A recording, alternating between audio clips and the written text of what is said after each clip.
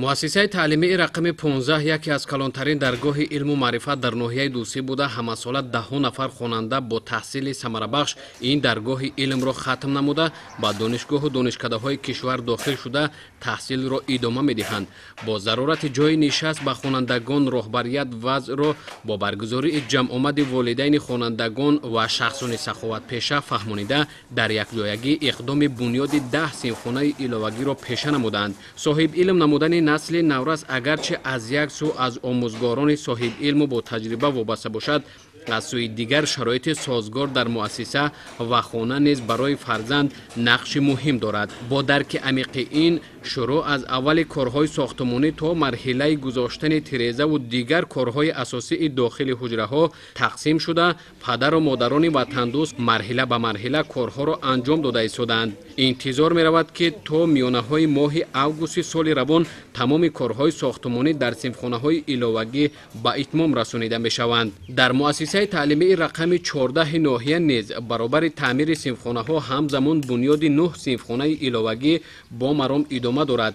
бинои синфхонаҳои иловагӣ аз 2 ошёна иборат буда, қисмате аз корҳои сохтмонӣ дар ошёнаи якум ба итмом расонида шуда, сохтмончиён корро дар ошёнаи дуюм идома дода истоданд. дар бунёди синфхонаҳои иловагӣ нақшаи тамоми системакунонии ягонаи гармидиҳӣ, кабинетҳои фаннӣ ва дар умум шароити муосири таълимӣ ба инобат гирифта шудааст. омӯзгорону хонандагони ин муассиса 35-солагии истиқлоли давлатии кишвари азизамонро бо дастовард ва тӯҳфаи арзанда бо ифтитоҳи синфхонаҳои нав гарму самимӣ истиқбол хоҳанд кард. дар ноҳияи Дӯстӣ дар давраи таътили тобистона ва омодагиҳо ба соли нави хониш тамоми бино ва синфхонаҳоро таъмиру аз навсозӣ намуда истоданд. дар ҳамаи синфхонаҳои дохили муассиса таъмир пурра ба анҷом расидааст, аммо дар қисматҳои дохилии роҳравҳо таъмир ҳоло шурӯъ нагардидааст. мо ба нақша гирифтагӣ ҳастем ки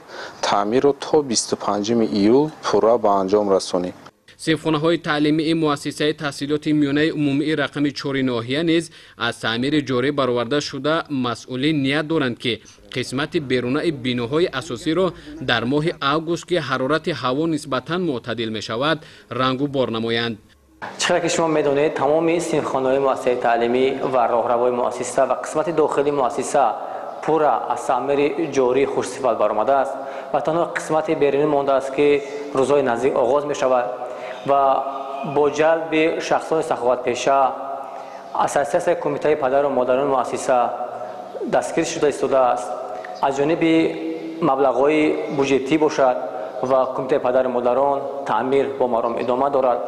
мушоҳидаҳо нишон медиҳад ки роҳбарият ва омӯзгорони муассисаҳои таълимӣ бо назардошти давраи рухсатии меҳнатӣ баҳри ҳарчи зудтар ба итмом расонидани корҳои сохтмонӣ дар синфхонаҳои иловагӣ ва рангу бори муассисаҳои ҳудуди ноҳияи Дӯстӣ саҳми арзандаву муносиби худро гузошта истоданд.